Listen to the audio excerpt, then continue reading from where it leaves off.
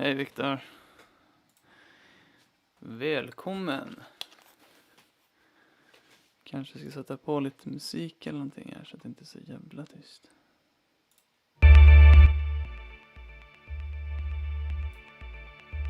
Sådär. Get in the mood.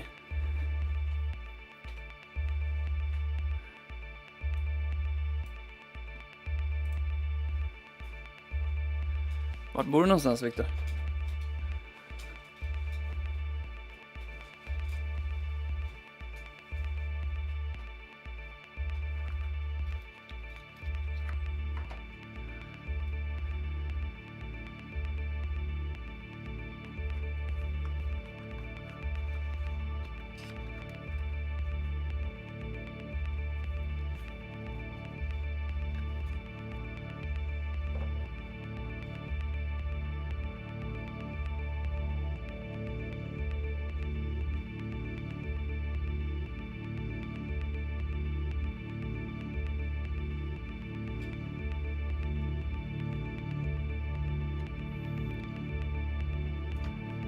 Västervik, vart fan ligger det någonstans?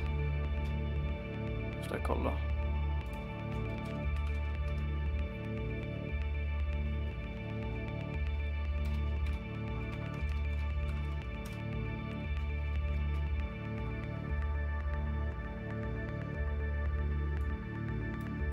All right.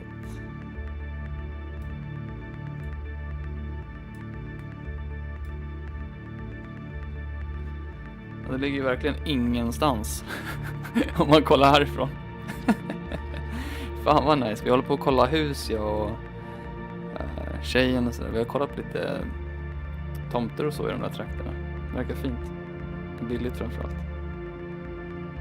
Vi vill bo lite ingenstans.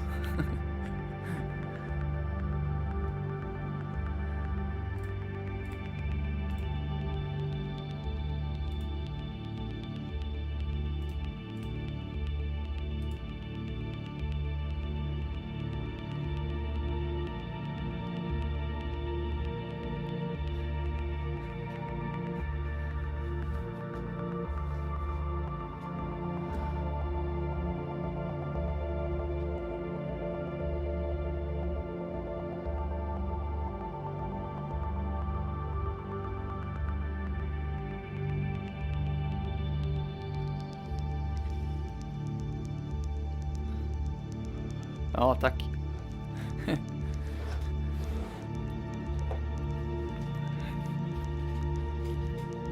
Skönt det var att prata svenska för övrigt.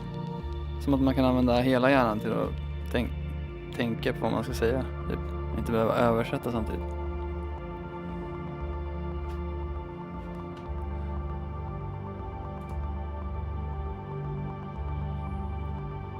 Jag har ganska lång fördröjning för övrigt på chatten, så det tar några sekunder, eller typ en halv minut eller någonting innan jag ser vad jag har skrivit.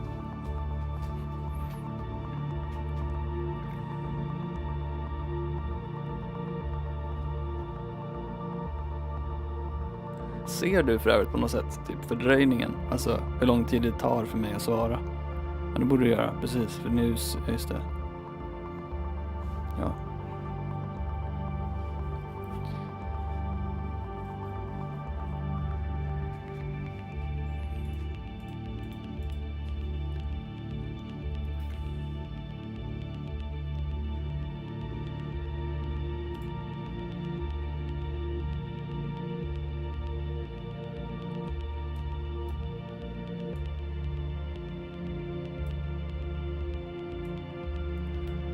Ja, gött.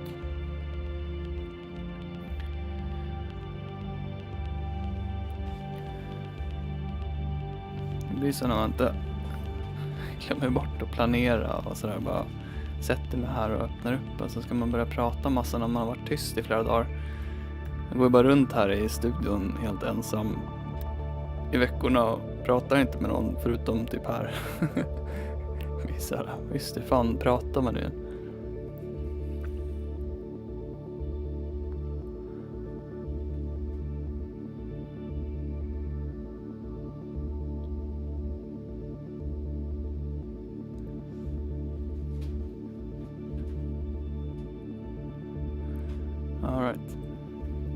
Jag ska kanske prova någon gång och köra lite kortare fördröjning. Jag har varit lite nojig att min internetuppkoppling inte är tillräckligt bra.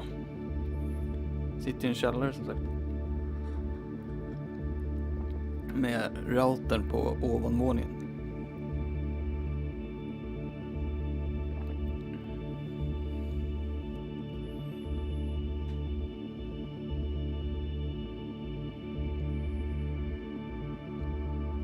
Ja, just det.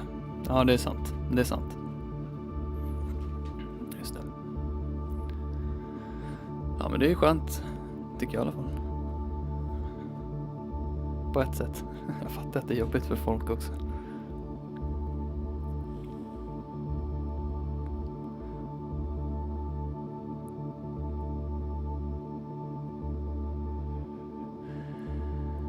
And then he arrives, Mr. Cigarette Lizard. And Fabio, nice to have you both here. Me and Victor were having a little Swedish talking conversation here. It was refreshing. I am using one of my eyes to sift through the different devices that we will be talking about today. I need to upload it into my memory.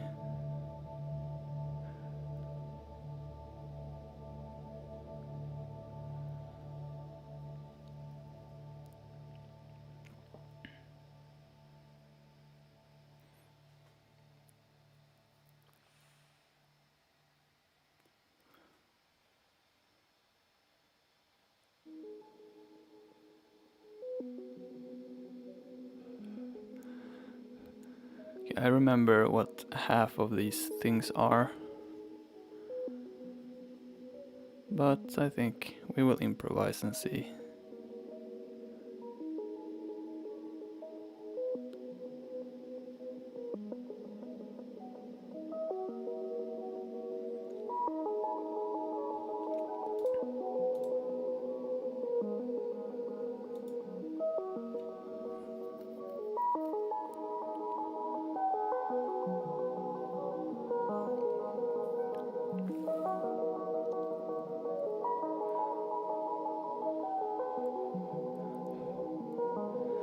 And by the way, Cigarette Lizard, I am trying this new e-cigarette now, called Ecos.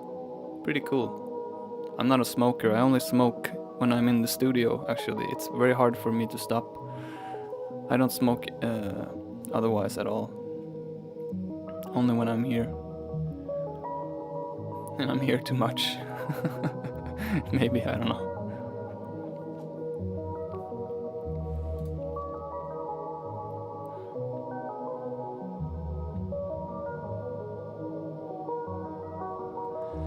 And here you see the new Spellbook. Oh shit, I forgot to link.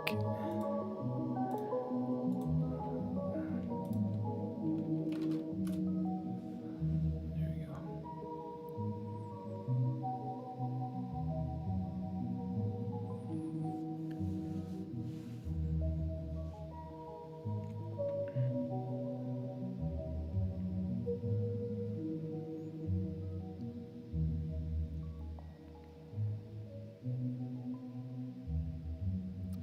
Have you guys made a vote yet on Patreon for the vinyl competition?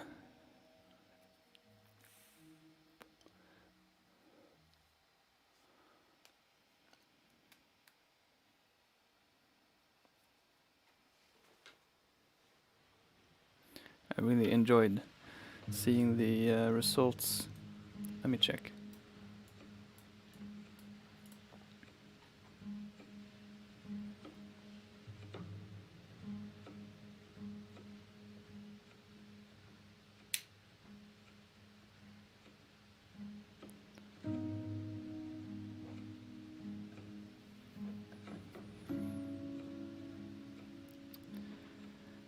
It was interesting in the beginning of this vote. Almost everyone voted on Deep Blue. Now it's nice to see a bit of spread and some votes on the best records. And you see, I've I made a vote myself. Hello, Ilya. Welcome.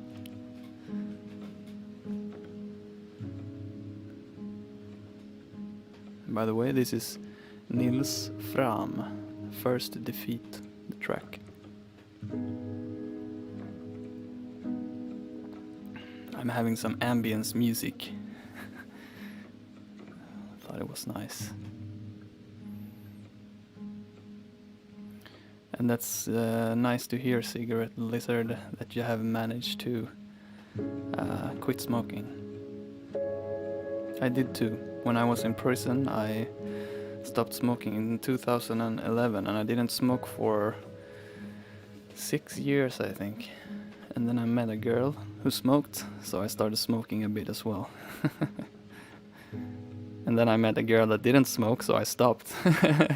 And that's why maybe I don't smoke in the weeks, because I smell of cigarettes and she hates that. And I don't want to smoke either, so it's helpful. But now these new cigarettes that I try now, these e-cigarettes, I don't smoke, I don't smell, so maybe it's a new problem. We will see.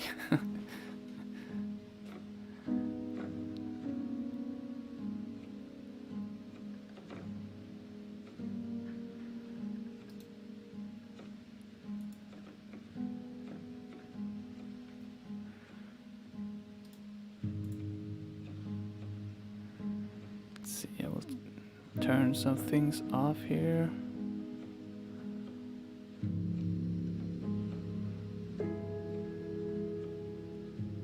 Nice. He played in Stockholm. He played in Stockholm. When was it? I think in like October or something. But I missed it. It was sold out pretty fast.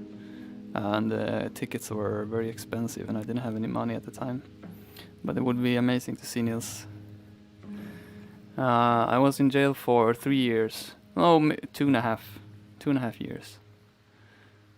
But I didn't smoke for 6 years. So when I got out, I didn't smoke. And for those who wonder, I was in prison for drugs. I had some issues with drugs in my past, and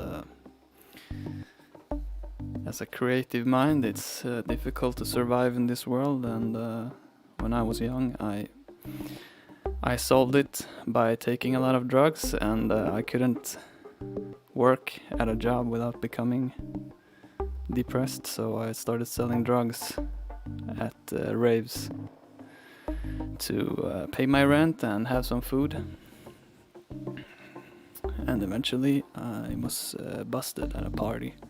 I went to prison for 2.5 years, which was it was a good experience for me. I met a lot of cool people there, and I got my education in place so that I was able to go to the university eventually, which was very nice. I also had a lot of time reading books and drawing, and just exercising, thinking. It was nice.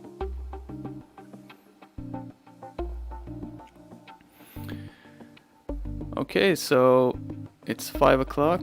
Let's see. We're a few here. We will wait a bit more and see if we have more people coming in.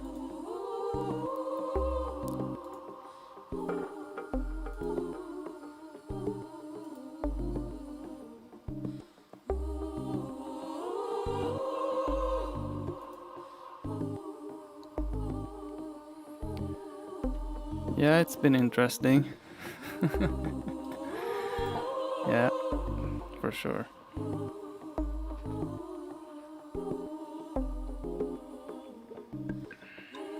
And it still is. This is very interesting to be here with you guys. It's nice to tell my father that all the time I spent by my computer as a kid paid off a bit.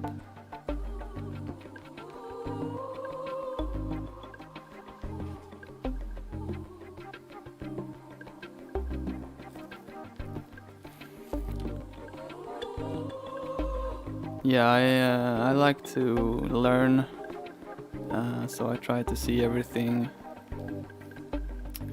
as education. So it's nice to be here, trying to share some of the insights with you guys. But yeah, I think we should maybe get going. We're not that many here, but we will have a good time together. Let's see. I wanted to show you this loop, but it's a bit busy, so I will open it later. I want to start by showing the new the spellbook. So we will begin. Let me turn off the music. Well, actually, I will load. We will have some music. I will experiment a bit by having some background music while talking a bit. And I will load some sounds here. Let's see. We will use some of the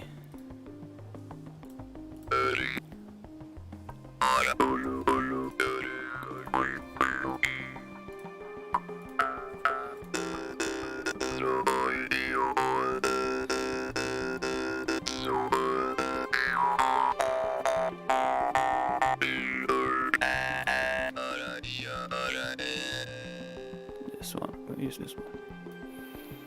Let's see. Here we go.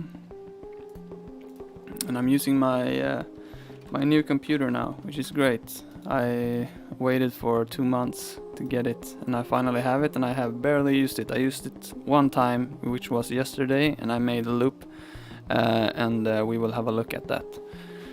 So now we will listen to this, or have a look at the new spellbook, which looks a bit different. I don't know if everyone has had a chance to try it yet, the previous version. Let's see, I don't know if I have any images. Let me check if I can see, just to show you how it used to look.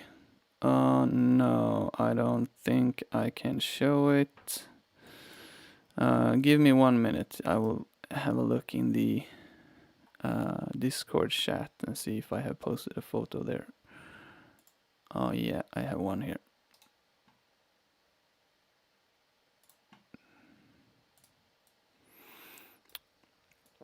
So this was the previous design. Okay, actually I will have some music. So, okay, let's talk about it. I will lower this a bit. As you see, the design is different from the original version.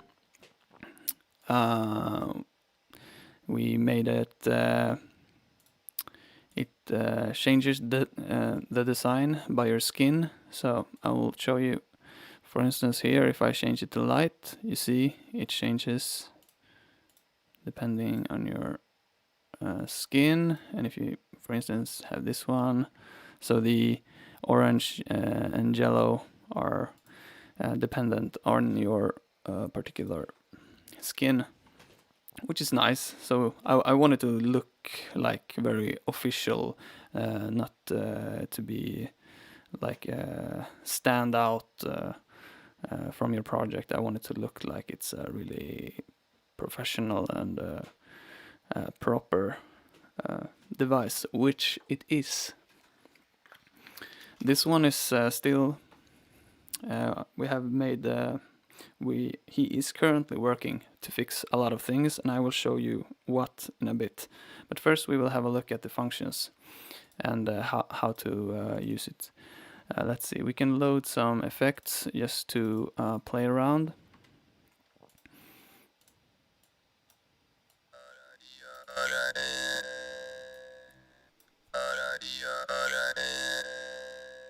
Okay, I haven't had a chance to set up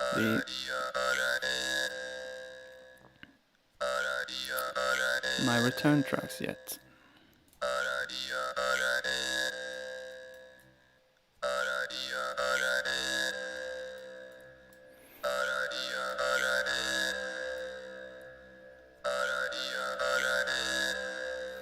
And thank you for the support, Victor. Alright.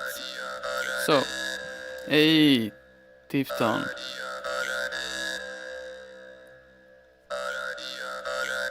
Nice to have you here. So, let's have a look at the new spellbook.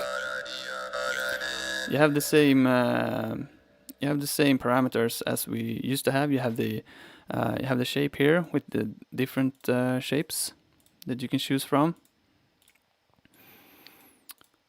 Have the octagram, enneagram, hexagram, Valknut.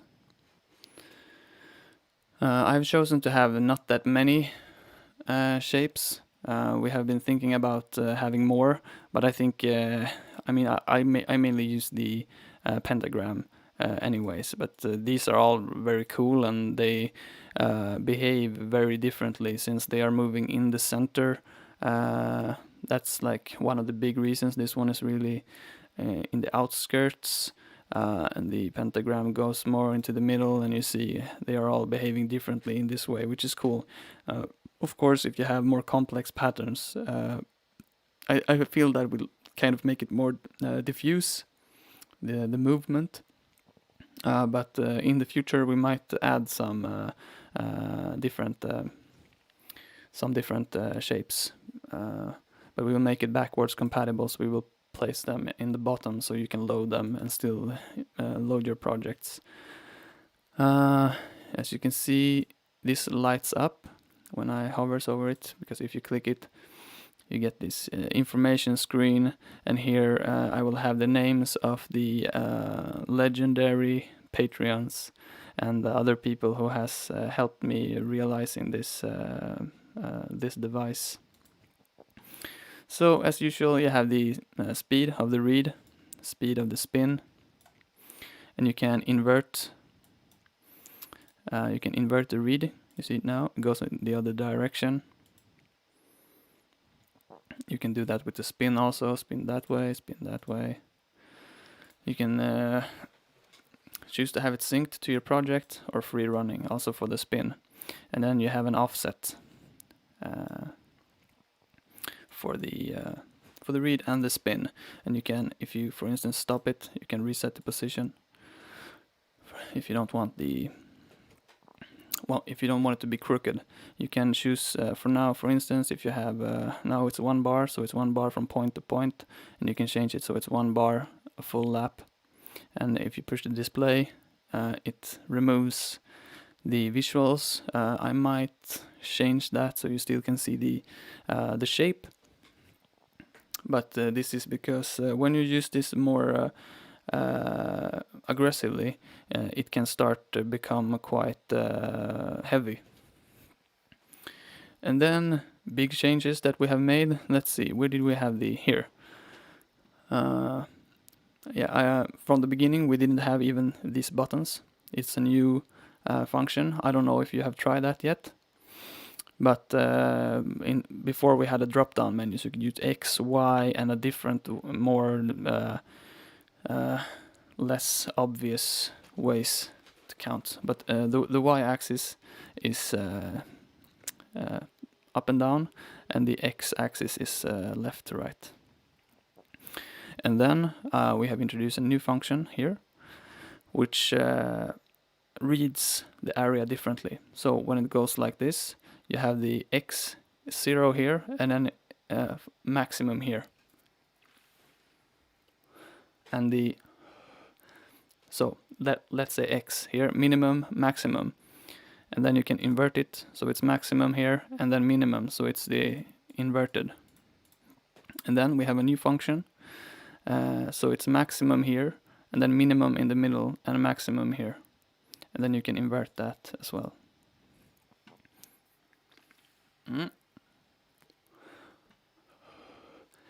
the read speed. You can alter the read speed of each output.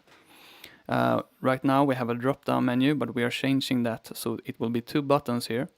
If you press it once, you get a so it goes half the speed. If you click it again, it goes 4 times slower, and if you click it again, it jumps back to 1.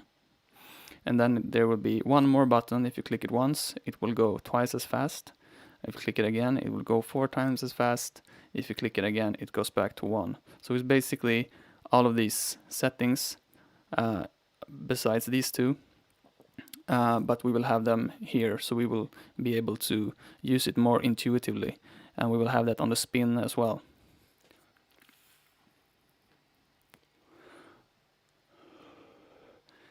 And then, big change that we made. Hello, Orenoi. Welcome. And Pablo.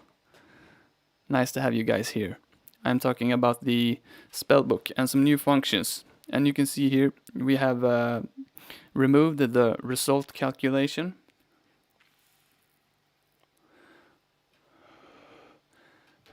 And instead we have these yellow bars, and it won't look like this. This looks a bit odd. We will design it a bit differently. But instead of having the results here, you see here it's 0 to 100%. It's visualized. Here's 0 and this is 100%. So when I change the range, it gets smaller. And when I change the offset, you can see where the value of the output is moving like this here between these values.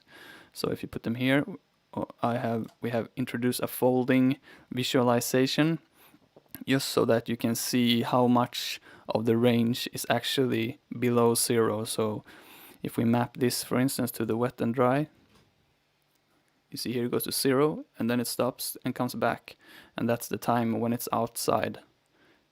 It stops.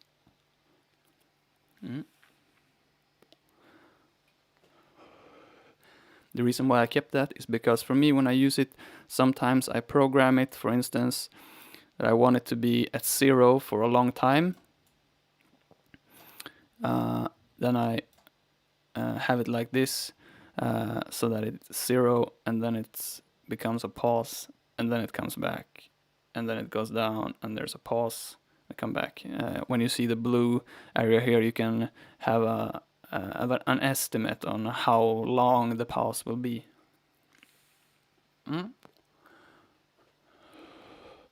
And the parameters.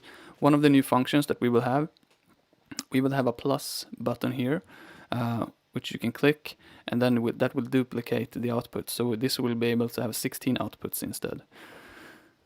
So let's try to use it a bit on this sound. So we will reset this, X, Y, and you see the shape is transferred. We will have it on the sound.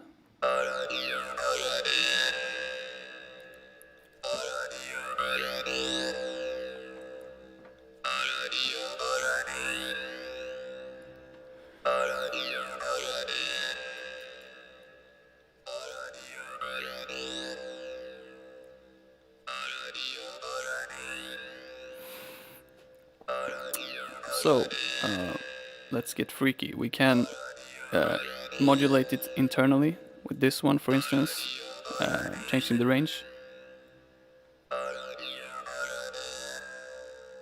And you can see the shape is now starting to break down from the Volknut.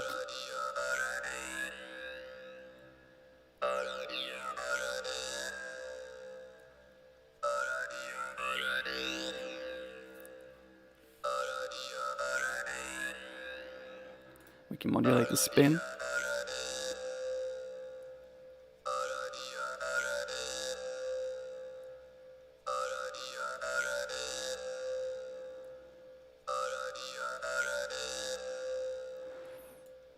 And we can change, for instance, when it's here, it spins really, really fast. So maybe we want to keep it somewhere here. Or maybe we want it to go fast, it will be here.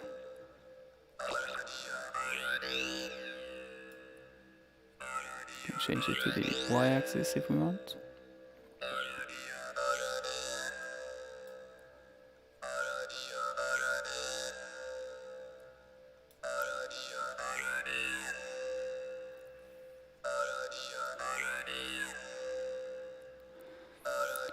Of course, we can make it, let's see, we can have this one here. We can make it go slower. We'll have it on the full range.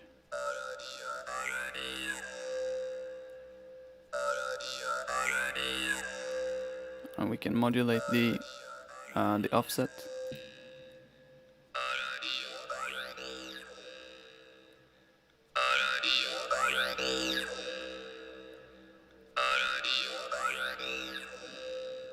So we'll make the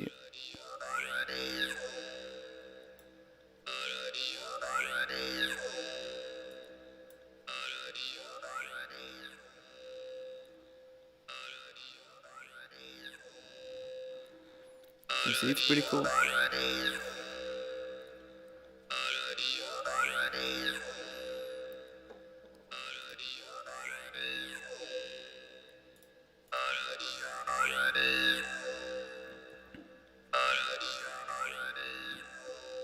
Now you see that, the dot here.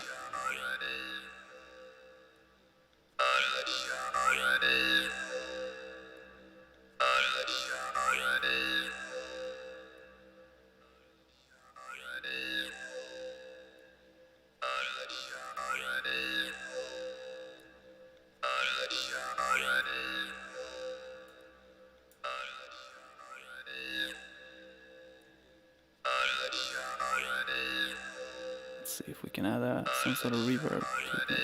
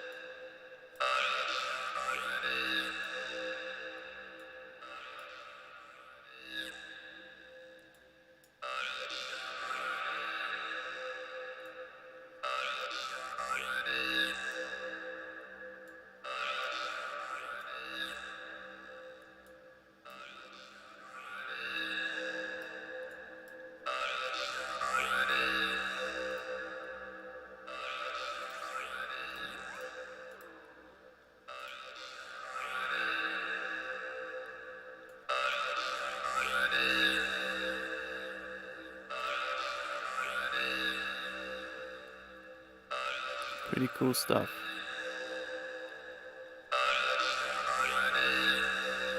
Look at this.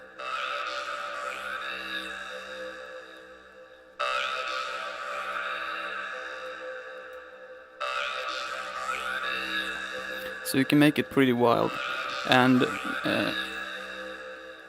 this is cool.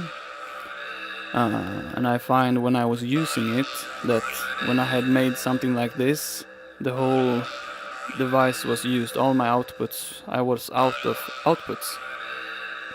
So what you will be able to do then is just to click plus here and maybe automate this, click plus here, automate this, and you will have twice the outputs of the device, which I think will really make this device perfect and very advanced.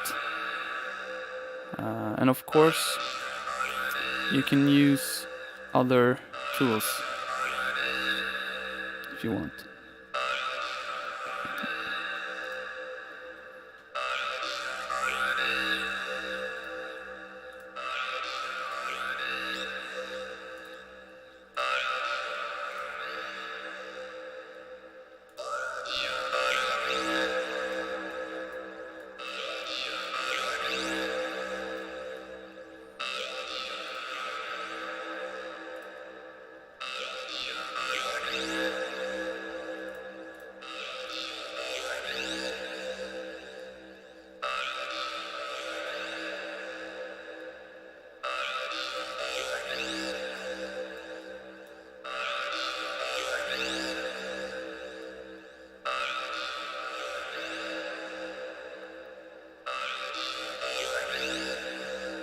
you get almost like a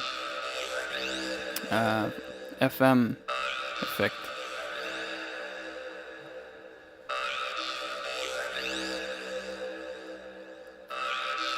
And you see, I don't think in this LFO, I don't think you can do internal modulation the way you can do it with this one. And you can of course change the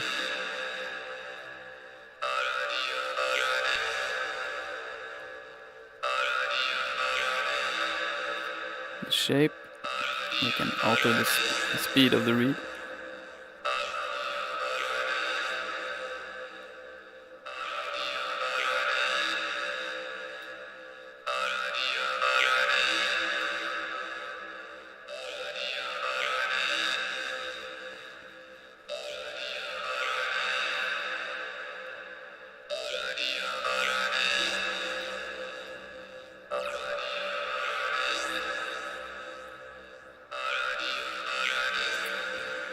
See, it start to become really strange.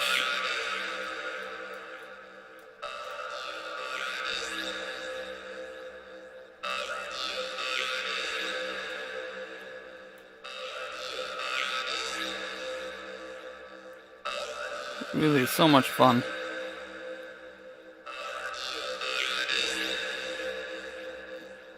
Well, I'm changing the graphics a bit, and yeah, it would be very cool. So, when I had this setting here with the pentagon, I was very hypnotized by the circular aspect of this device.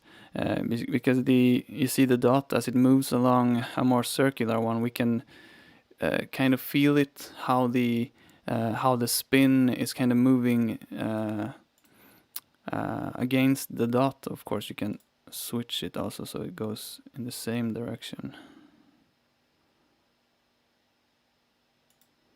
But anyways, I figured it would be cool to make a device like this, but with circular shape. So we are making a LFO which has no shapes other than a circle. So it will be a circle, so which is like a sine wave. And then we will have different parameters to alter the shape of the circle. So for instance, if you pull up a parameter, it will become a oval shaped. So it's like a rubber band that you squeeze, and then you will be able to squeeze this rubber band in different ways with different parameters, which you can automate, which will make this rubber band shape change form as the dot moves along the line, which I think will be a very cool device. And it will be similar to the Spellbook, only with a different approach to the shape itself. This device is still intended for like a sacred geometry concept, where I want to preserve the shapes. We can see how they move differently. Can we hear it?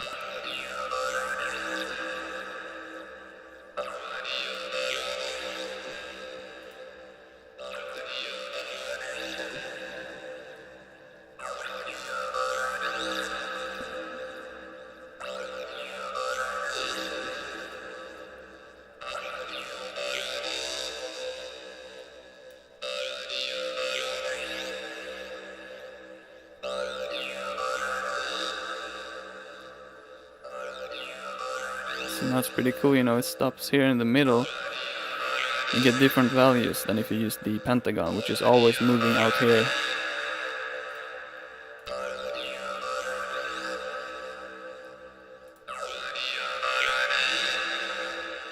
This is very different to see. It moves across in the center.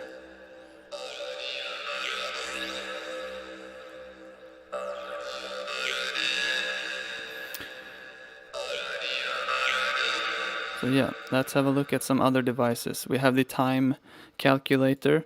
I have talked a bit in previous videos on, just wait a second, let me pull this one here. I have talked in previous videos about timing your reverbs. Can I make a quick example? Packs, we have the drum machines, drums, 909, let's try it. So for instance, we have let's say we have a hat, fourth notes, just a closed hat.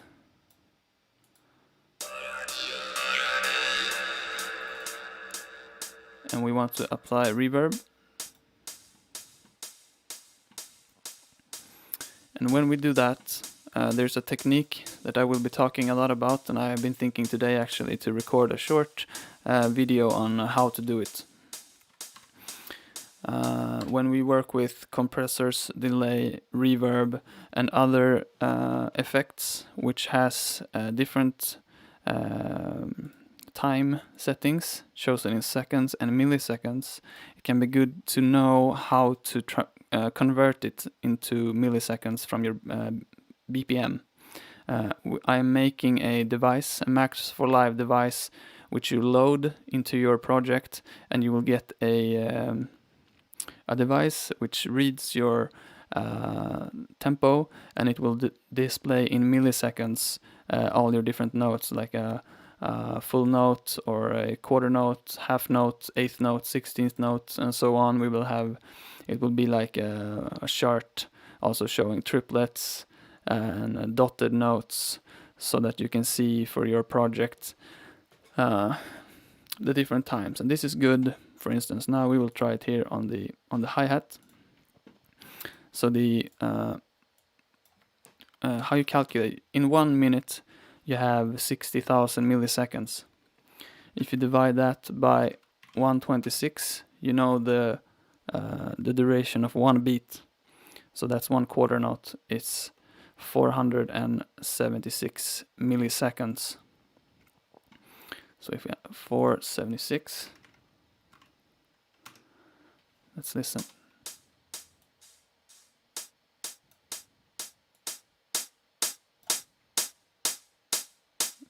So you see the decay time is one quarter note, so you hear it here, kick, and then it decays, and up, and it decays right before the next hi-hat. And this helps you have a cleaner mix, because the tail of the reverb is not masking the hit of the next one, which is a very extremely useful tool, which not a lot of producers know about in our scene. It's when it's a common technique in professional mixing. And this can also be good for setting the pre-delay. So for instance, here we have, this is a quarter note, and we can divide it by, let's say, 8. Oh, we divide it by 4, 14. Okay, we can try that. 14.8 actually.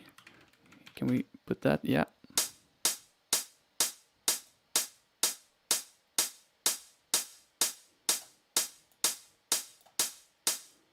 Can actually go even further. Let's try times 2, 29.8.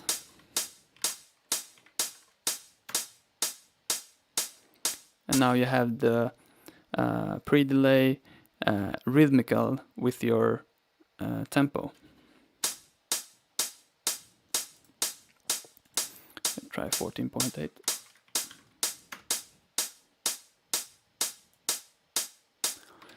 If you don't have a pre-delay, as you hear, the delay will come instantly, so the delay will mask your original sound. It's nice to create a little pocket most of the time to have the reverb and the original sound not colliding with each other.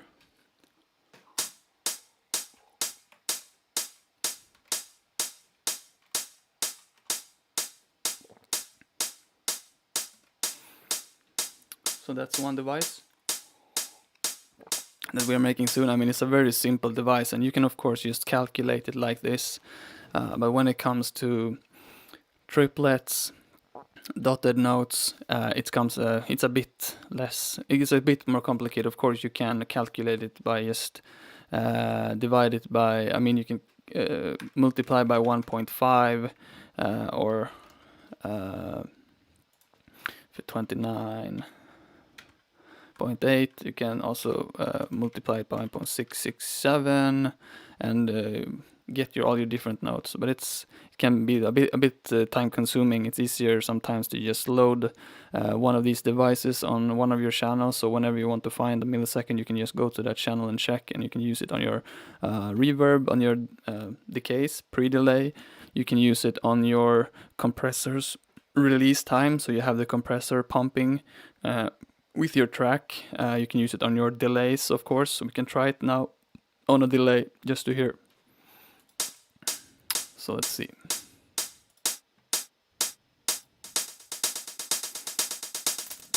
Okay, it's a bit unnecessary since we already have we have these timed quantized delays, but these are you're a bit limited here. You can make more advanced stuff if you have the milliseconds, or a bit more precise at least. If you're using the echo, here you have you can choose dotted triplets and the notes and 16ths. I don't really know the difference between 16ths and notes. But it's nice to have dotted and triplets, especially dotted when you want to add something with the delay. If you have a hi-hat and you want a bit more movement to your track, you can use a dotted delay. If you want it to be more in-beat, not take up as much space in your mix, but you want more energy from the whatever sound it is that you're using, it can be nice to have a more straight delay like the ones we just calculated. And we will try to do that now. Let's see.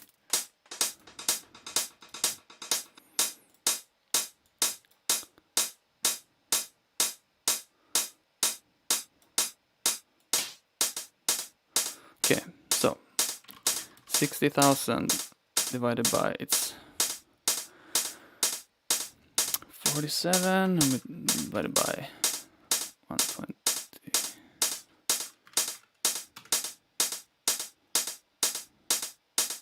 So here it's already. This is actually 16th note.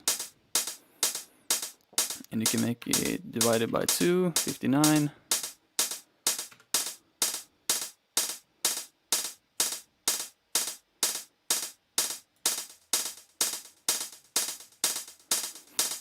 And this is cool also because now, when we have it in milliseconds, we can modulate the time.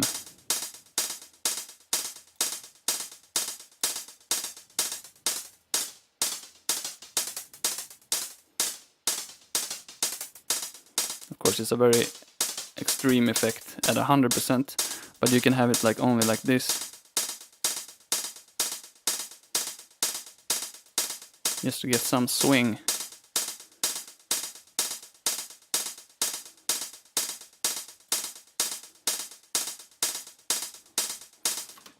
Just a small thing like that can really excel your productions a lot. I will talk more about it in the next videos. And then we have a new device coming into work with the Spellbook. Let me see. Oh, maybe there's no one here.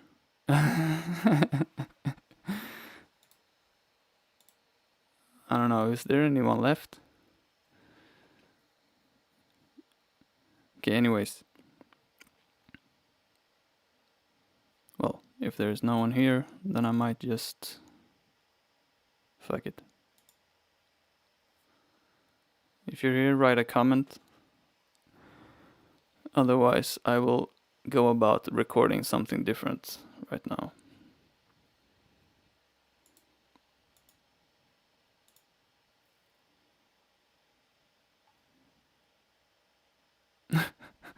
Oh, you're here. Thank you.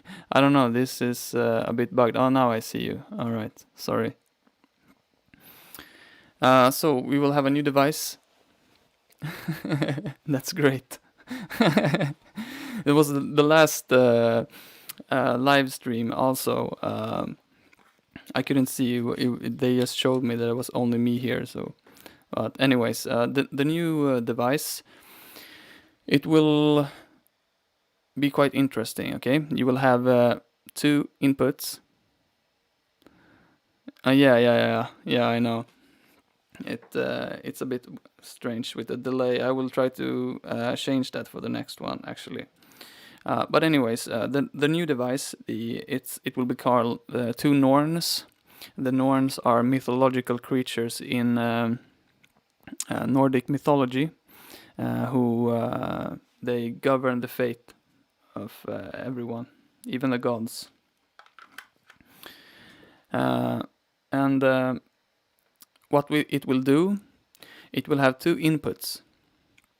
So you can map a LFO into one of the inputs, and then there will be 2 dots here. So as you map one of the inputs, the dot will start moving around here. It will start moving around, and then there will be another input for another dot. So you will have 2 dots moving around here independently with a pattern. And then the distance between the dots will be the outputs. Okay, so as the dots move away from each other, the output increases, and as they are closer, the value decreases. And then we will have different parameters, of course, to read the distance differently, and also to modulate the movement of the dots in various ways. It will be pretty simple compared to this, but I think it will be fun to watch, and a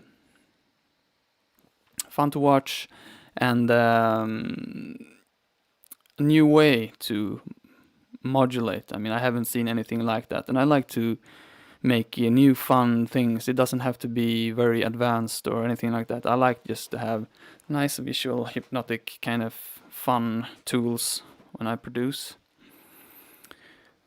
So that's that. And we will also make a sequencer.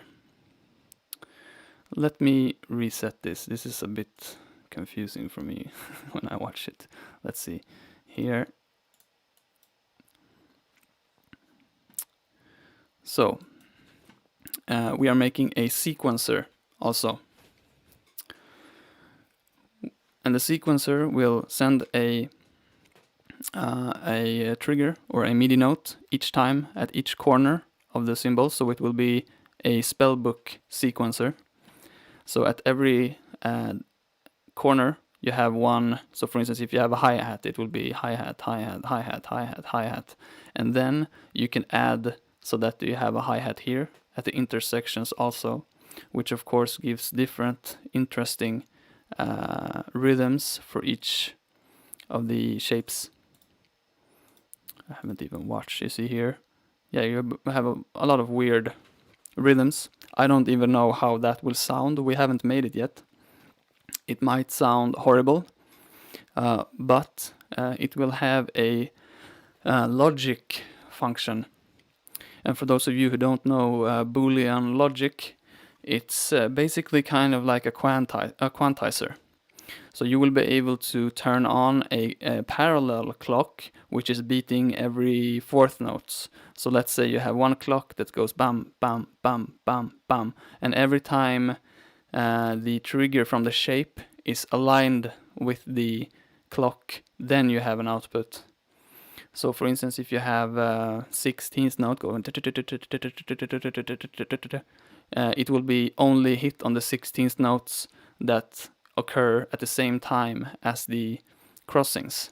This way you will get a kind of irregular beat, but it will be musical because it will be quantized to your beat. And then we will be able to combine multiple of these clocks. So let's say you have a fourth note clock and you can add a dotted clock to it. You can have different rhythms which are easy to dial in, and it will calculate them toward each other and create interesting, weird rhythms fast. This is one of the reasons why I like to work with modular, because you have many of these modules that you can send different trigger inputs, and then it calculates according to different settings. For instance, if they are hitting at the same time, it will output. If they don't hit at the same time, or if they, you can do a lot of different things with it. And this will output a MIDI signal, like I said. And some different effects. It's not like a sample and hold, because we are doing also a sample and hold. Wait, let me check.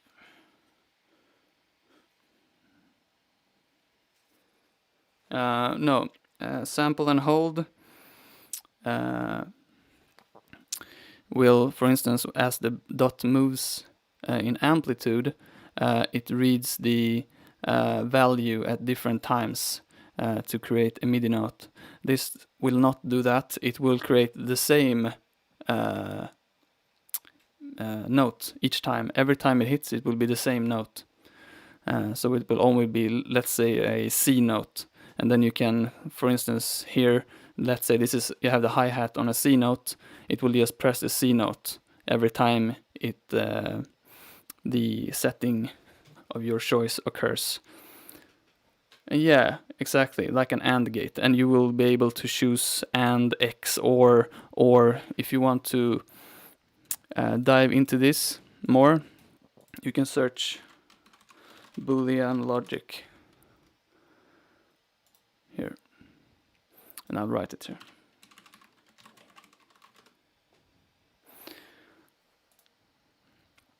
So you see, as they hit at the same time, or when both of them are hitting, or when only one of them is hitting, for instance. And you can choose. Yeah, exactly, Tifton. We will have or, and, not, X, or. Here you see different kind of combinations. And the fun thing with this, you don't have to understand this. You only have to click on different things. You will only have to click, and experiment, and you will just get a lot of fun rhythms without having to go in here and put out the MIDI. And even if you want to make simple rhythms like a 16th note, you can just load it in, and you can turn on the 16th note clock, and you will have a 16th note trigger coming in all the time. And then if you click something else, you can change it to 8th note, 4th note, dotted, triplet, or you can introduce some logic which keeps your same rhythm, but only striking at certain times. So you can have fun with it and experiment very easily without having any knowledge about how it works, really. Yeah. So that's one of them. And then we have been talking a bit about making a delay effect, so that you input a delay, and then again, once it hits every corner or intersection, you have a delay. This might be very weird. I don't know if it will sound good enough to make a device, but we will try it at least.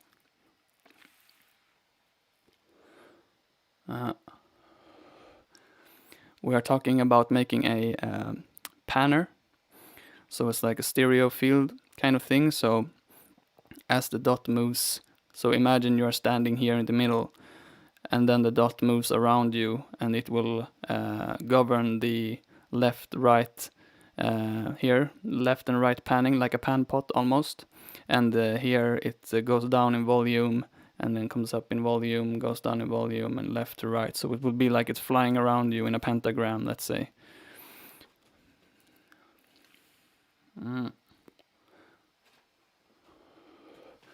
One of the issues with this is that it's pretty hard to make a realistic sounding behind effect, because all our ears are different, so we perceive behind very individually.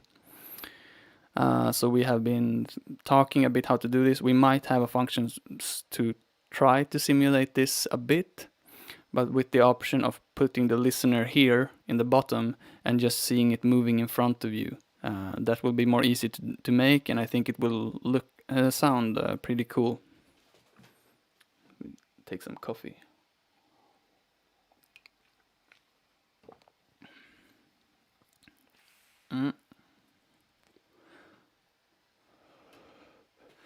And of course it will be a bit more advanced.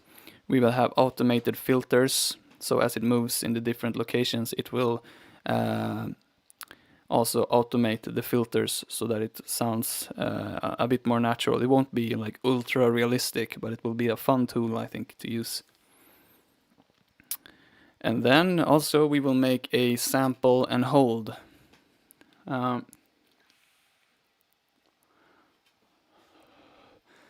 sample and hold basically is when you have a curve, it may be easier to show you with the this LFO here.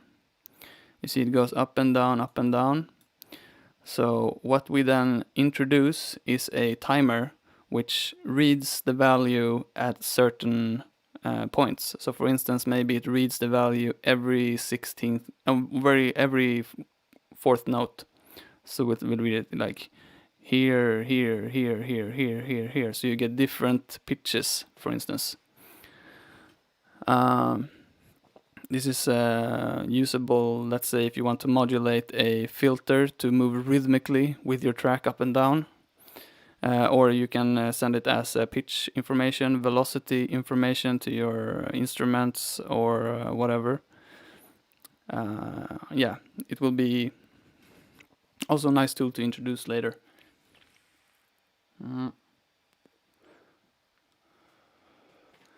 And we will have a quantizer in this sample and hold module also, so that you can enter, let's say, if you wanted to only output minor scales, so you can put C minor, so as it goes up and down, every reading it will output the closest note in the C minor scale. For instance, so you can make melodies with it as it moves up the it won't go like this, it will go up the pentagram. So for instance, it will go up in pitch here, and here it will stay the same pitch, go down in pitch, up in pitch. So you will have a weird, unique way of making melodies.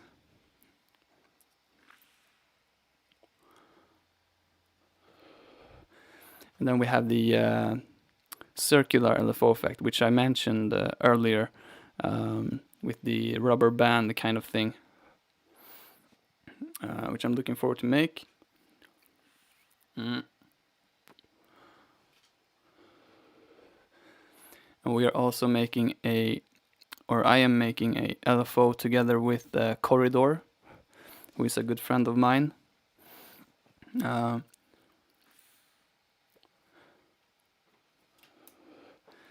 He is kind of a genius when it comes to LFOs.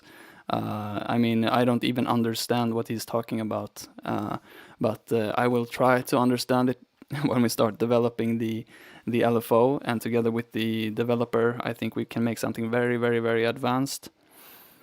At the moment, I mean, I don't even know how to explain it, but he's using the Surge synth, and he's making kind of singing bowl effects just by aligning many LFOs in different rhythmical variations to create. I mean, it sounds exactly like a singing bowl, only it's just simple oscillators, and that's actually pretty hard to do. Acoustic instruments are very complex in their harmonics and overtones. To create it, usually we use FM synthesizers, of course, to emulate instruments, and with this LFO we will be able to make extremely advanced and cool extreme LFOs.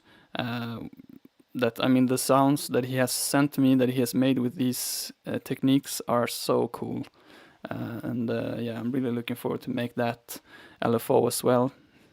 And then we're making one device with another friend of mine, Alex, who releases music as Doris Burg and Genius of Time.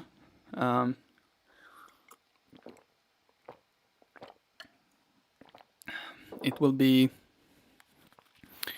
a mixture of the Spellbook, but it will work differently. Let's see if I can manage to explain it. Here, for instance, you have the y-axis and x-axis. So as it moves down on the x-axis, and as it moves like this, it goes upwards on the x-axis. On this device, instead, we will have 16 points. Okay, so it will be like a point here, there, and a grid of notes. So as the dot moves closer to one of the dots, the value increases, and then as it moves away from the dot, it decreases. So as the dot moves like this all across the grid, it will go into the area of each of these readings and trigger 16 outputs. So you will have 16 outputs here, which goes up and down as the dot moves in and out of the areas of these reading points, you can say. And then you can alter the size of the area where it triggers. So for instance, let's say we have only one dot here in the middle, and when the dot moves, let's say this is the area, so here it's not giving any signal, but as it moves here into the area, you get some output, and more, and then you get less, and nothing. And then you get more, less, nothing. And then you can alter the size of it, so it may be only this small, in which you won't have any input at all. Or you can make it this big, which means it will alter the output, the whole movement. But we will have 16 of them, so it will be like a pattern here, which you can patch to, let's say, maybe you have 16 filters, and you can move each output to different filters and make really weird sounds, which Alex Doris Burg, he's really a genius when it comes to making amazing sounds. I mean, one of his great talents is that you can give him any piece of equipment, and within 10 minutes he has somehow made it sound amazing. Yeah, we will try to tap a bit of his knowledge and provide it to the community.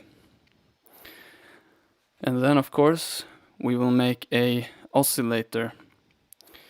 And yeah, most of you probably know that these shapes that we are looking at here, for instance the LFO, this is a sine wave. We can have a listen, of course. Let's see here. We have the wavetable. Let's see here. Whoop. This is a sine wave. Looks like this, which is basically if we had a circle here, it will output a sine wave. And if we had a square shape here, it would output a square wave.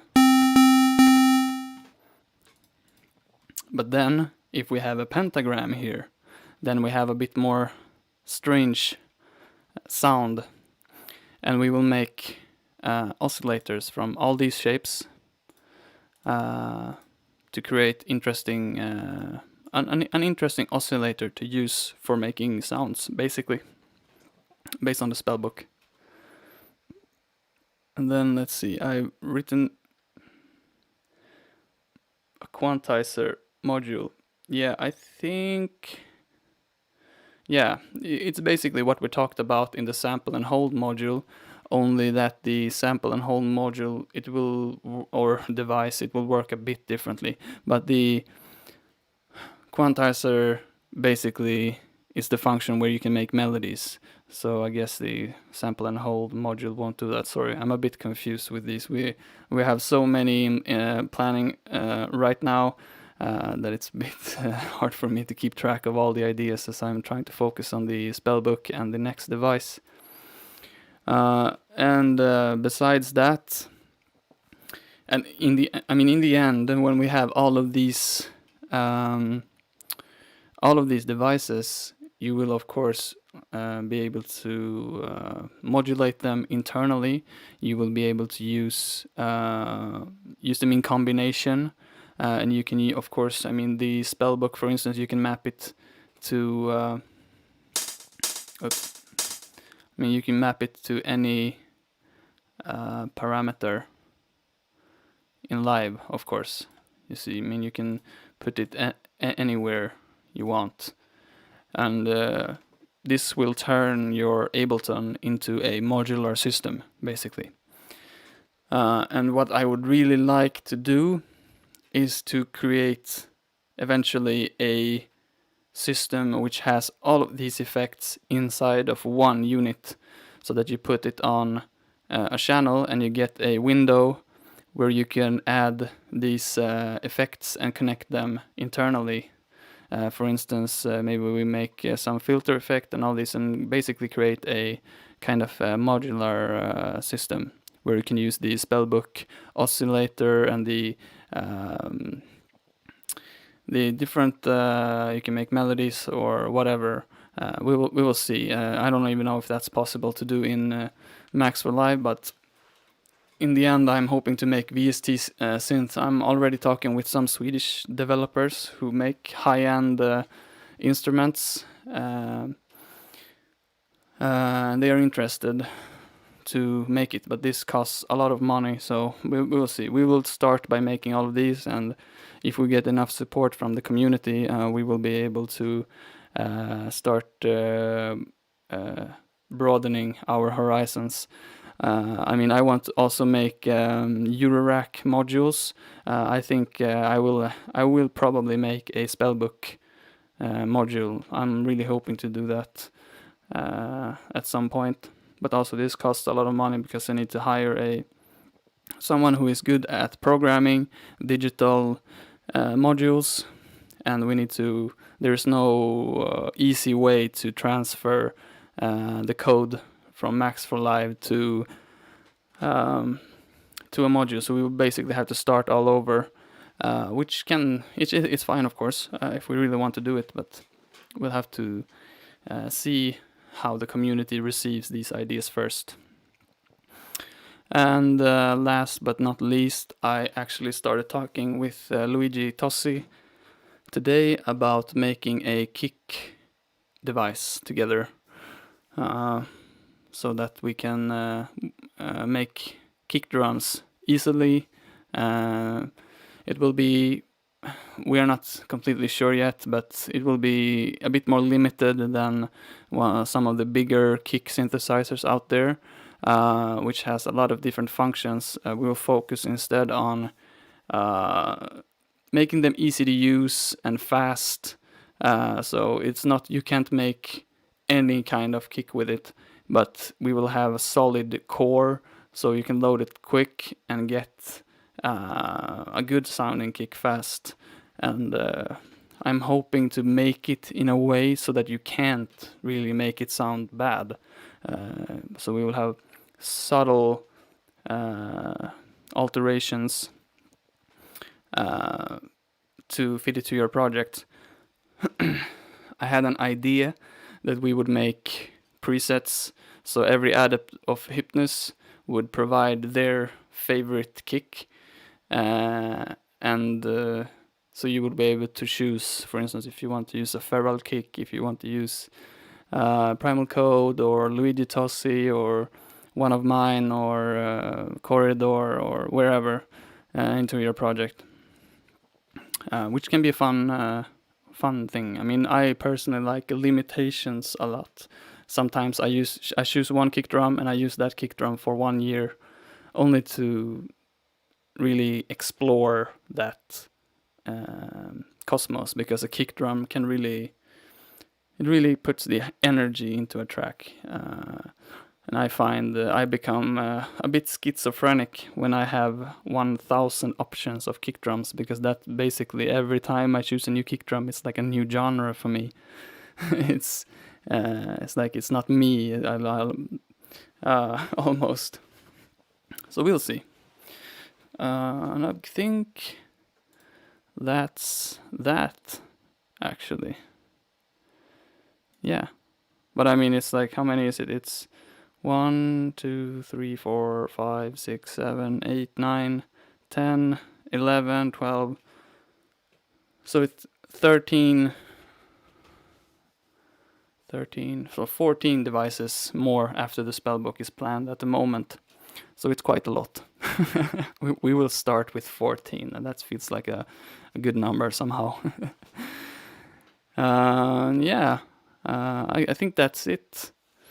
I had an idea to maybe show you a track I did yesterday, just to show you some techniques and tools that I'm using these days. If you have any questions, feel free to ask. I will just go to the bathroom for 1 minute, and I'll be back soon.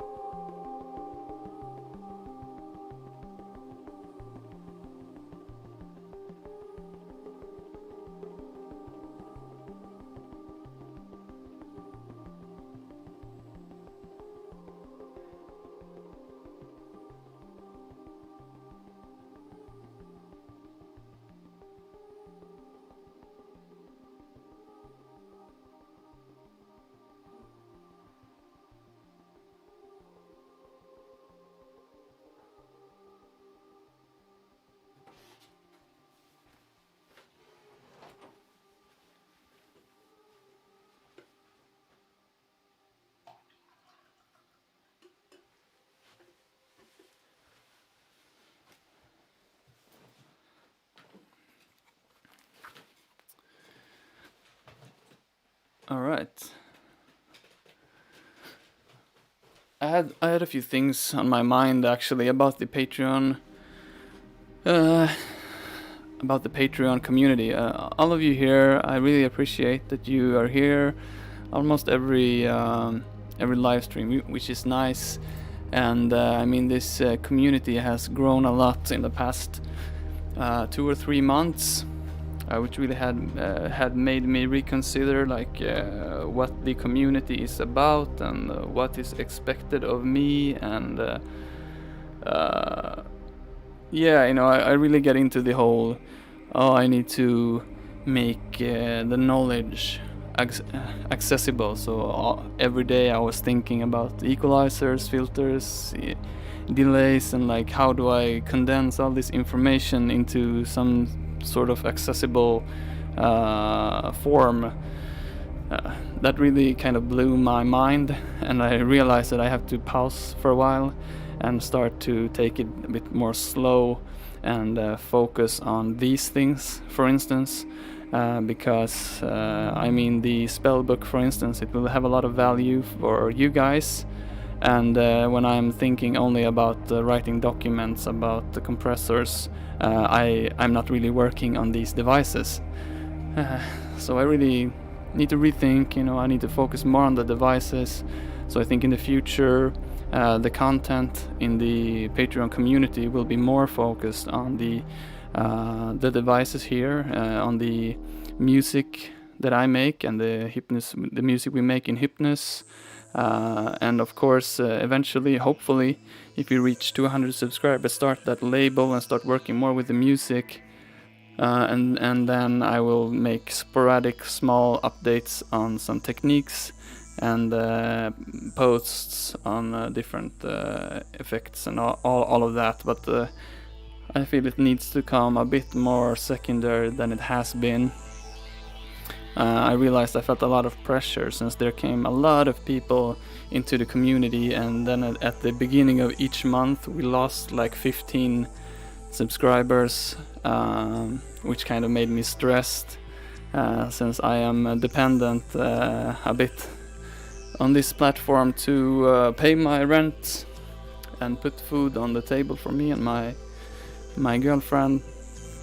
But I will try to take it a bit more easy, focus more on what I am passionate about, and I think in time, in like 1 year, this will be a very cool community with a lot of different content. And yeah, that's that. We will have a listen to this track that I made yesterday, so we can just see, because I just bought my new computer, by the way, so I'm very excited to give it a go. But we will have a listen to the loop here I made.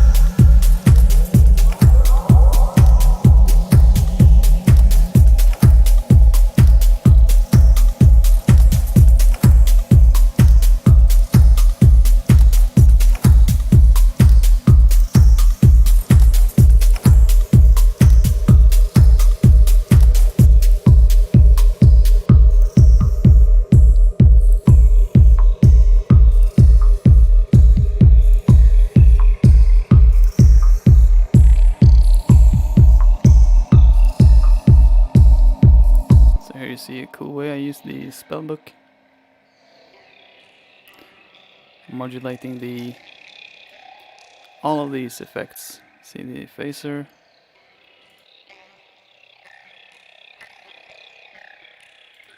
and the wet dry knob of the reverb, and the panning.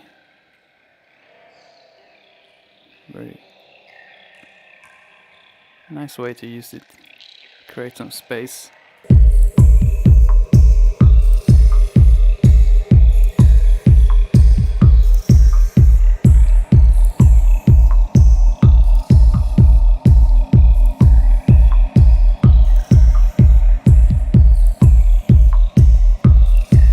We can have a look at the low end section because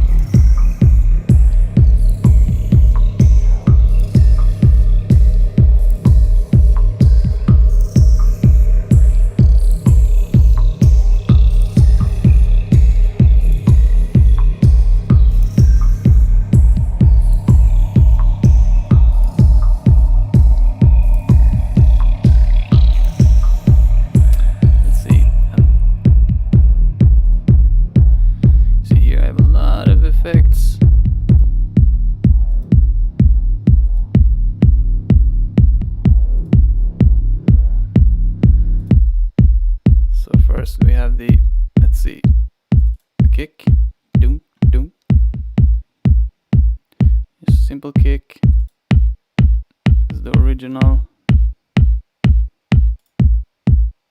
Made a bit more dull. You see here, I'm mapping the MIDI. This MIDI goes into this one and triggers the second kick. So I only have this pattern which triggers both kick drums. You can do that here in this monitor in MIDI from, and you just choose the channel that you want to have MIDI from. This can be a very interesting way to make melodies. Also, let's say you have only one melody and you send the MIDI to 4 different instruments, and then you have different effects on each instrument. Maybe one of them has a lot of reverb, so it makes a pad from the same melody as the main sound, and then you can have it to a second instrument which maybe have very high-pitched sounds from the same melody, which kind of like glitters and creates some space. And yeah, I made a track actually. It's called Cosmic Serpent. I'm not sure if you heard it. I will link it to you. And we can actually maybe have a listen. Serpent.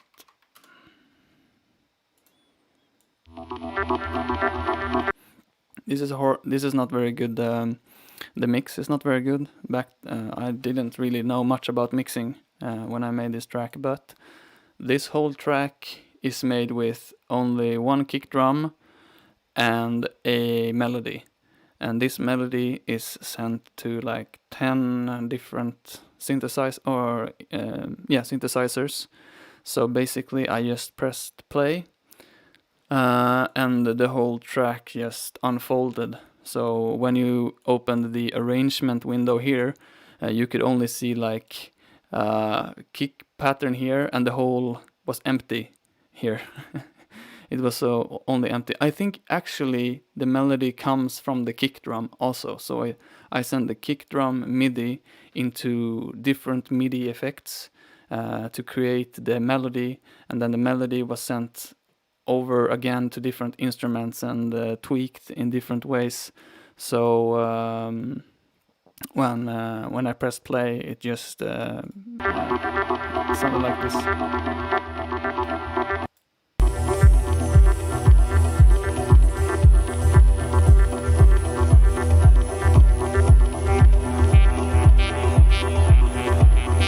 Different LFOs working in and out of each other.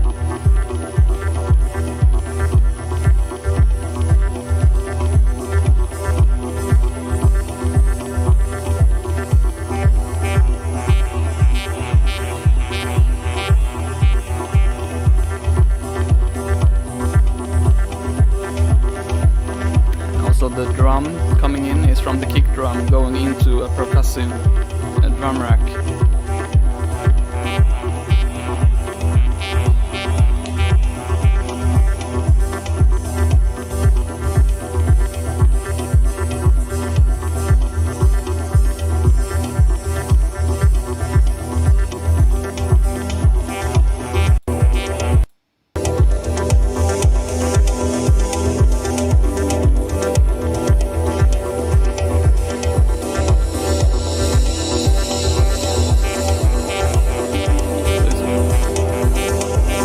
Pretty cool that this is made only with one kick drum.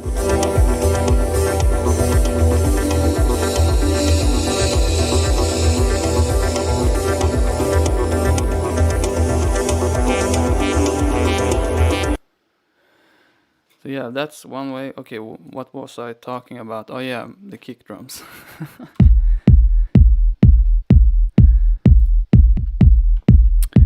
And then we have the second deeper kick drum. You have some slightly slower attack, so that the other kick drum hits before it, and then this one comes with the body afterwards.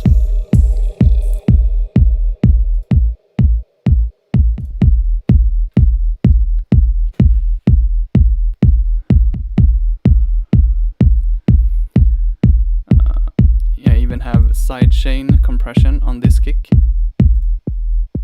so that they don't hit at the same time. The gain of this kick is lowered when the other kick hits, and then when the other kick dies, this one comes in with a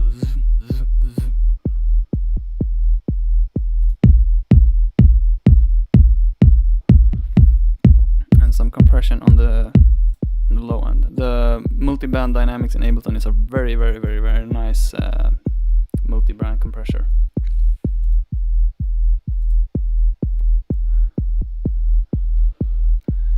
And then of course the bass line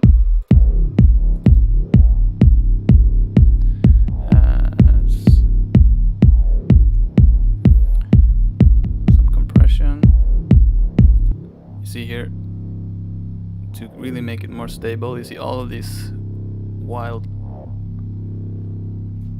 Okay, I have actually 4 compressors on it.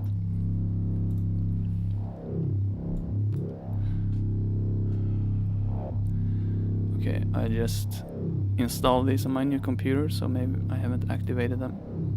Can I do it fast? Yep.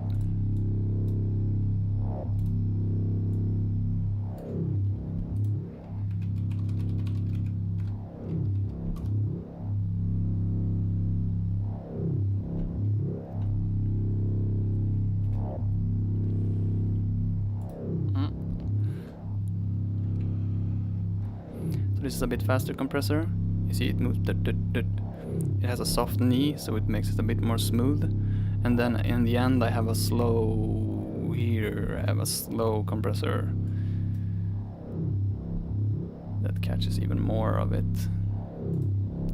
And I have a multi-band compressor working in the midfield on this resonant kind of sound, which can be very overpowering in the mix. And then I have even more compression here.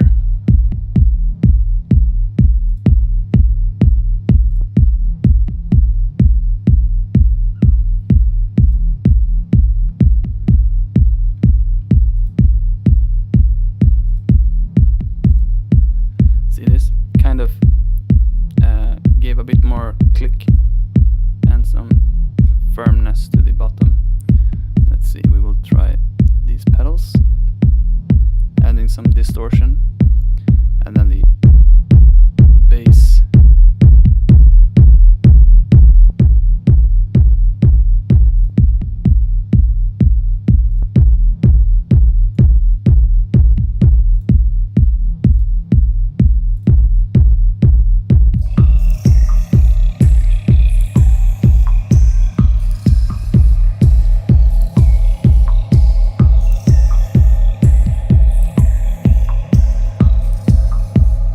Basically the same volume. See, when I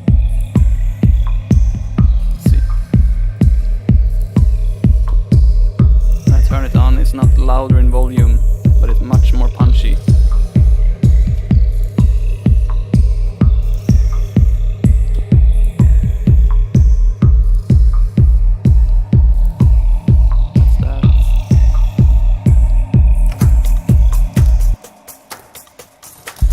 Those of you who don't know, the glue compressor, it's modeled after the SSL 4000 G compressor. Maybe you have seen it. I can show you.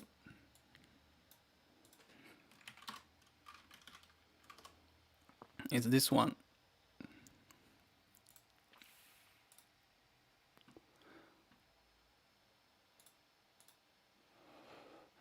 This is the same as this one.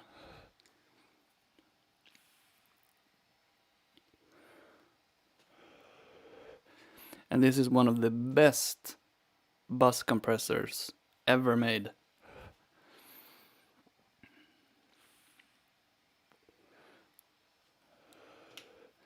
It's made with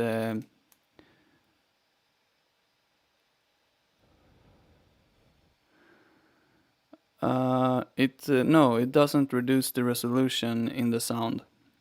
It changes the dynamics though, so you have less dynamics. And dynamics is the range from the high amplitude volume to the low volume. So if you have a lot of irregular volume, for instance, maybe let's say you have, maybe we can try it. Let's see if I can manage to, we will make a new MIDI track here, and I will try to demonstrate. Should be possible. Let's see, we have the drum machines. Let's take a 909, put it here. Where's the kick drum? Let's see here, the kick.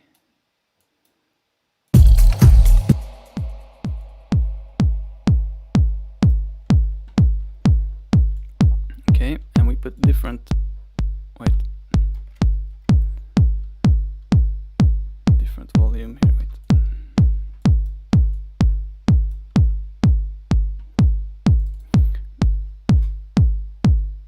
Okay, this is not a good example though, because this is the velocity not only changes the volume, it also changes the tone of the kick. Okay, well, okay, the principle is that, let's say you have 3 kick drums and then there's one kick drum in the end that's lower in volume. You can put a compressor on the peaks so that they go down, so that the whole loop is more stable. But what I do here, you ask if it changes the resolution. What I do here is to shape the sound, the how do you say, the envelope of the sound. So basically, for instance, here we will have a listen here. Sorry, I will delete this. And I appreciate that you ask questions. It makes it a bit easier for me to have something to a direction here. So see here, for instance, without this, you have the beat, and now you have a compressor coming in, and it has a attack of 3 milliseconds, which means that the first 3 milliseconds of the kick drum is the same volume, and after 3 milliseconds it decreases the amplitude. And this, the result of this is that the click of your kick drum comes a bit higher compared to the rest, which gives you a bit more punch. And this is very important when you work with dance music, because the click and the snap of your sounds really are important when you push it on big speakers in clubs. It really makes it more punchy and gives more energy. Let's have a listen, and you can hear how the click of the kick becomes a bit more apparent.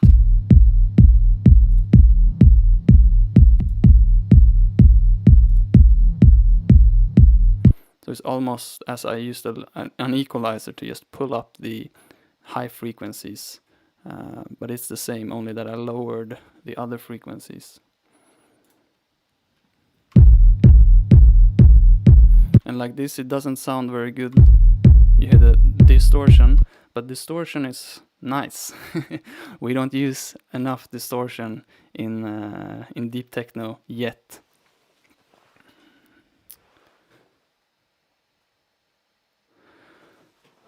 No, this does not affect the bit depth.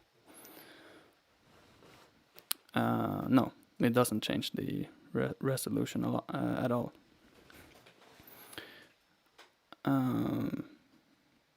Yeah. No, it doesn't. That's a bit different topic than this. The bit resolution only controls how precise the sampling is of your project.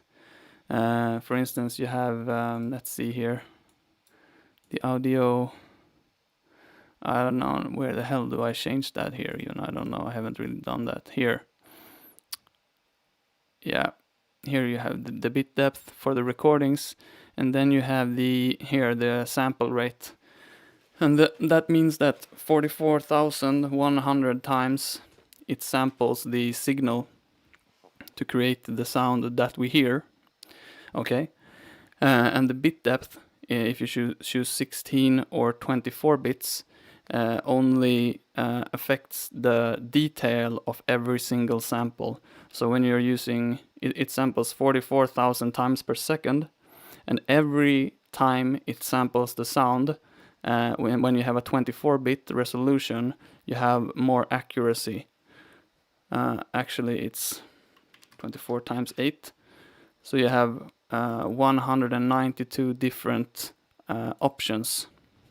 So as the airwave moves up and down, it is calculated against 192 different values. Yes, that is correct, Tifson. And since we can only hear 20,000 hertz at the most, although most of us probably hear 18,000 or even 16 or 14,000. So if you have a 44,000 sample rate, that means you can record 22,000 hertz, which is more than we can hear. But the bit depth divides the value into 192 different decibels. So for instance, when it's completely silent, it's 0, and when it's at 0 dB here, it's 192, and then you have 192 steps from minimum to maximum. And when you're using 16 bits, it's 128 steps, so it's not as detailed. So using a higher bit depth, I would recommend you actually to use 24 bits, because it improves your sound quality quite a lot. Using 44, I don't remember actually, Tifton. It might be, and the reason why you need to have double the sample rate is because when you have a let me pull up a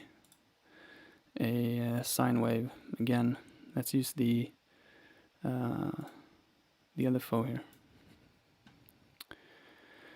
When the sine wave moves like this, if it moves 20 up and down 20,000 times per second, as in 20,000 hertz, if your sampler is only going at the same speed, it will miss the peaks, because it will clock it there, and you will just have a flat signal, or maybe it just samples it there, and it's not accurate.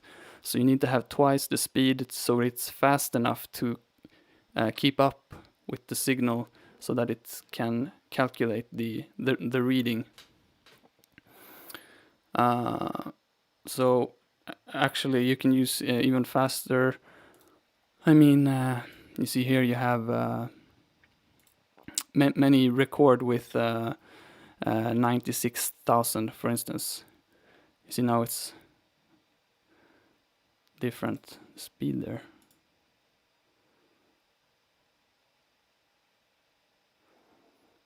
And this can be a problem when you are mixing different sources that has different sample rates. It can become slower and longer. It can have some timing issues, but this is pretty advanced things that we rarely encounter any problems with when we work the way we do in electronic music. But having a 44,000 sample rate is usually enough. In broadcasting, like movies, they use 48. It's a standard.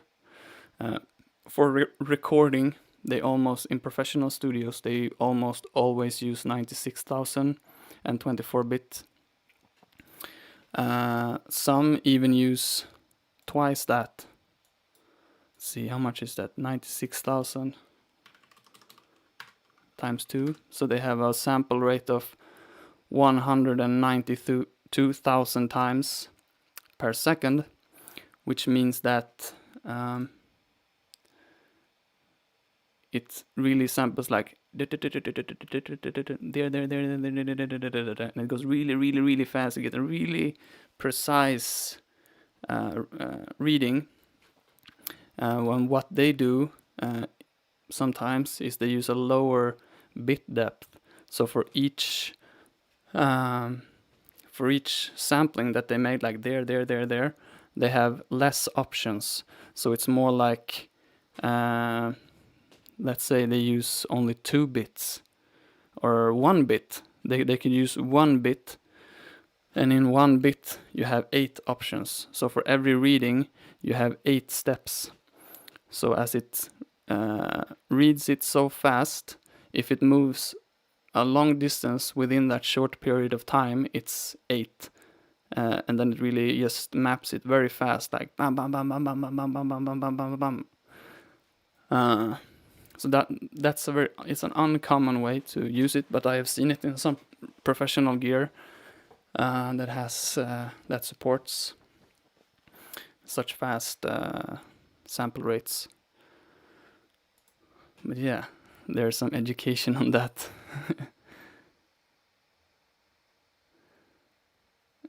Yeah, exactly. I mean, it's interesting to know these things, and you can use it to your advantage. For instance, it's good to have knowledge enough so that you can actually start using 24-bit in your productions, because you get more headroom if you use 24 bits, which means you have more dynamics, and you can have a higher resolution in your music. Yeah, that's true. Although a mastering engineer should be professional enough to be able to handle any material, basically, that he's given. Of course, some are established enough to say no. In our scene, I think most of the engineers that I have encountered, they are flexible. But yeah, of course, if you go to really high-end or a very picky engineer, they can ask you to send your project in a specific format.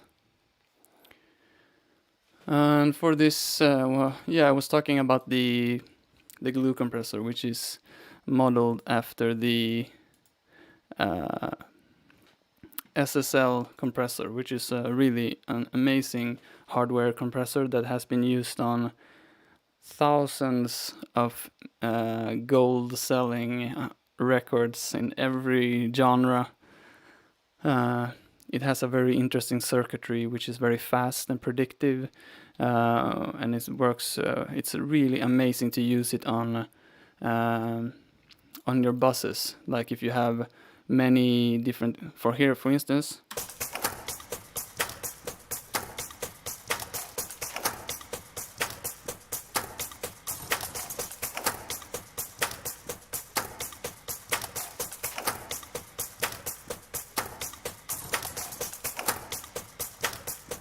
Just tightens it up, and don't be scared if you can't really put your finger on the difference, or if you have a trouble to hear the difference, because compression takes a lot of practice and experience to hear. We are not humans are not made really, or we are not conditioned to hear changes in dynamics in day-to-day life, because there are no compressors in real life. This is a phenomenon that we have invented when we make music. So the only way to start learning to hear what a compressor does is by using compressors and experimenting with them to see the different effects. And of course, I will do my best to teach you progressively on how to think when you set up your compressor. I already made a post on Patreon about some guidelines how to set up your compressor. Yeah, what else do we have here? Interesting.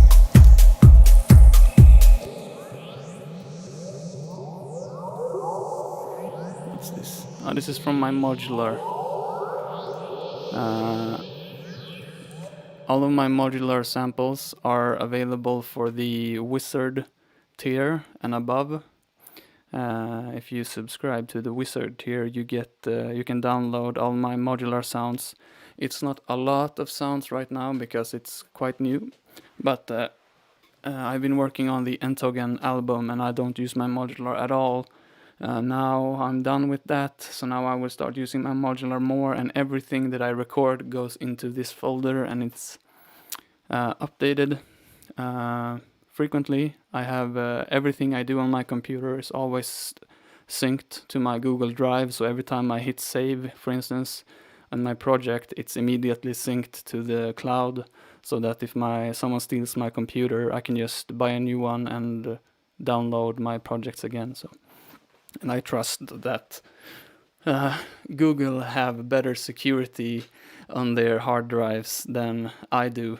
For instance, if I have it on my computer and it breaks down, maybe I have a backup on my external hard drive, but that takes a lot of effort, I feel, to constantly move it there, and I don't like to have a lot of things. For instance, if I do that, then eventually I will have 15 hard drives, and I don't know which hard drive I have which project, and it's easier for me just to have everything on one big cloud where everything is in the same place. Yeah, I remember many years ago, I heard many people losing so much, like Steve Angelo from Swedish House Mafia, for instance. His laptop was stolen in Ibiza, and he lost like all his projects. So stupid. And I remember Luigi also sometime had a hard drive breakdown and he lost so much work. And I know Blender also. It happens to a lot of people, so I'm very careful with backing up what is important. Although losing everything is not the end of the world either, because I have the knowledge to make new music, so it's okay. But yeah, these sounds, you can download them if you have the Knights, the Wizard tier. Okay, it's not sounding. Ah, that's why.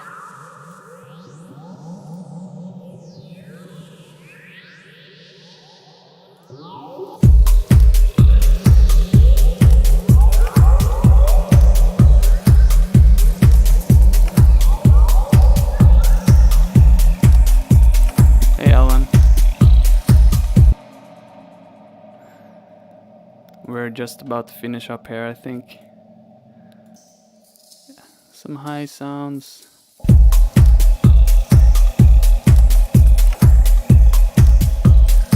That's basically it.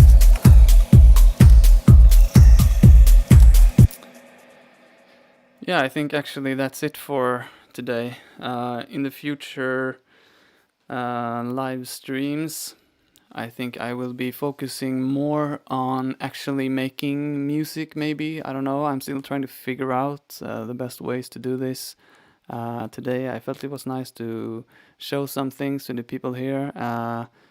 I feel that these videos, they get a bit long for other people to process. I mean, personally, I don't have time to watch 2-hour live streams every Tuesday, although I appreciate the opportunity to do so together with you guys. I will try to combine it with making music, so I think I will start arranging some of my loops during the live stream and maybe work on some tweaks on the arrangement, maybe make beats. And if you have questions on what I do when I work, we will have a look at it. Yeah, that's great, Tifton. Thank you for coming, and I'm sorry to see that you missed it today, Alan. But yeah, and I will start to try make more short videos again. I mean, I haven't recorded a video now in like a month or more. I will start to try making short videos again, like 10-20 minutes, showing some of the things that I've talked about today. Just talking short about it, upload it, so people who are interested in that topic can just access that information easily. And I will try to compile it in a good way on Patreon, so that maybe all the information about compressors is available easily through one post with links, so that you can access the information easily. Like this, it's a bit hard for people to, let's say they want to know more about the compression aspects that we talked about today. It's a bit hard to find that within this long video, so I will try to divide it into separate videos so that you have like a database of information which you can access easier. With that said, I'm really hoping to start focusing more to make music myself, developing the Max for Live devices, and give content to you on Patreon in that form, giving devices, update on the devices, giving you beta testing versions to try, listening to some of my loops, and also recording sounds with my modular, so that you can download that. I need to focus a bit more on those kind of things, I feel. Let's see. Yeah, I will definitely talk more about compressors. The difficulty for me, I mean, I have no experience in making these kind of educational videos. I just started with it a couple months ago, and the demand for it was pretty big. So I do my best, and the problem I have right now with actually making these videos is finding good examples to show. If I open just a blank project, I need to find a good example, like how do I show this in the best way, and there I have a problem because I haven't really figured that out yet.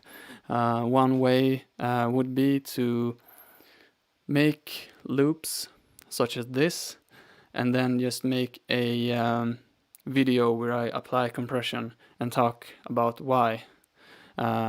And again, the problem that I find when I do that is that there are a few more aspects that I want to show, but it's not applicable to that particular situation. But yeah, I think piece by piece, the information will be given. You know, I want you guys to excel in your production, and I'm really enjoying listening to your music on Discord. I hope everyone here is a member of Discord. I know a few of you here are there, but if you're not, please feel free to join the Discord. There will be a post up tomorrow explaining how to register and how to get your Patreon benefits, so that you can access the private section where we talk about all these things. And if you want to know more about the compression, let me see here. There is a post. Let me just find it. Let's see here. 1 second.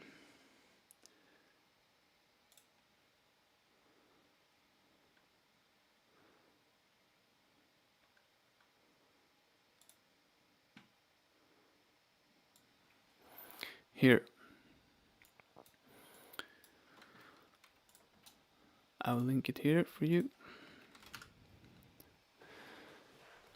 Here in this post, I talk a bit about how to set up a compressor and how to think about it. I will use this post and rewrite it a bit and talk a bit more about compressors when I find the time For instance, let's see here. I'm currently working on some material for you. Let's see. Compression.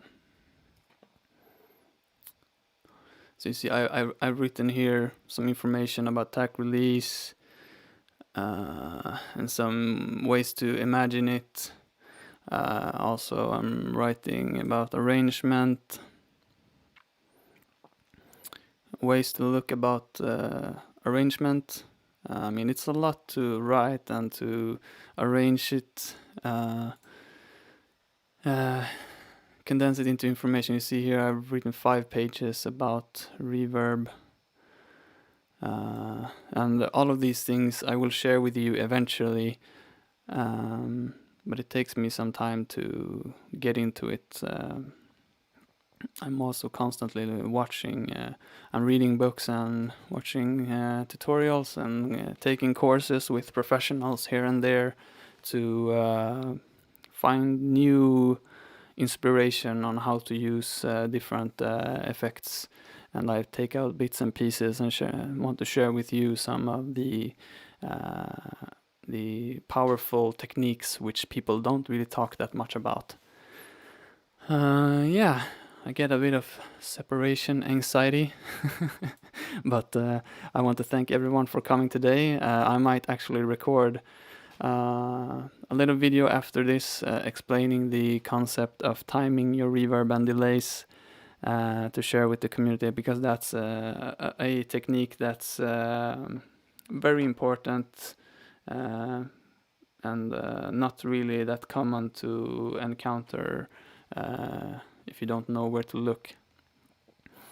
So yeah, thank you everyone for coming, and I will see you around, hopefully on Discord or otherwise on Patreon. And if you ever have any questions on anything that I said today, just write me a message on Patreon, and I will do my best to point you in the direction so that you can find some information on whatever it is that you are you're looking for.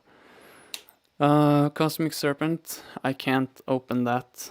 Unfortunately, it's a very old project. I don't even think I have it anymore. What I could do is try to make a new project like that. And we can have a look at it afterwards and see what I did to create something similar. Actually, it's a very fun experiment to work with. And talk more generally about generative music, which is one of the most interesting topics for me right now to make music. I like to make more mechanical, evolving music without me. I'm not a musician, you know. I'm more of a programmer, and I like to program the music to come to life with the press of a button, rather than me being Jimi Hendrix with my synthesizer. So yeah. Well, thank you for coming, and I will see you guys around. Have a great evening.